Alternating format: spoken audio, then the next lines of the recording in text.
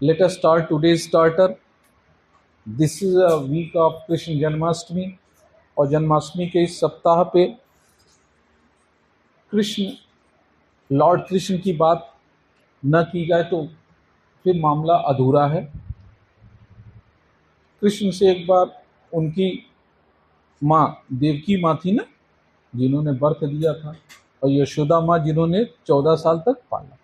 माता जी ने देवकी माँ को जब इन्होंने 14 साल के बाद कंस का वध किया और फिर भगवान कृष्ण माँ को और पिता को अपने कारागार से छुड़ाते हैं, तो देवकी माँ कहती हैं ये चीज़ कि तुम तो भगवान हो ना, जब भगवान हो तो तुम तो कुछ भी कर सकते थे, तो ये 14 साल तक हमको इसमें क्यों रखने दिया।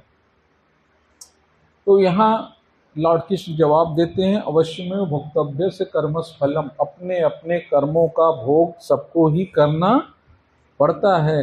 और उन्होंने फिर बोला कि त्रेता युग में मैं राम था और देवकी को कहा आप कैकेयी थी। आप क्या थी? कैकेयी थी। और वो जो यशोदा माँ है वो यशोदा माँ कौशल्या थी।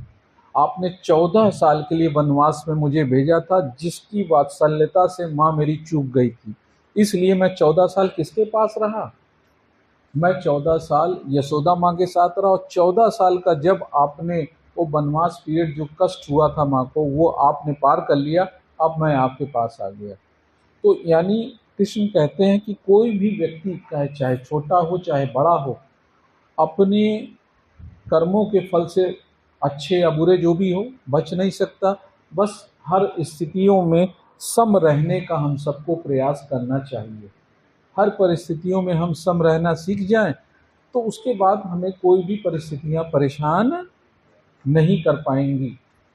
एक छोटा सा और किस्सा, हाँ स्टॉप कर दीजिए।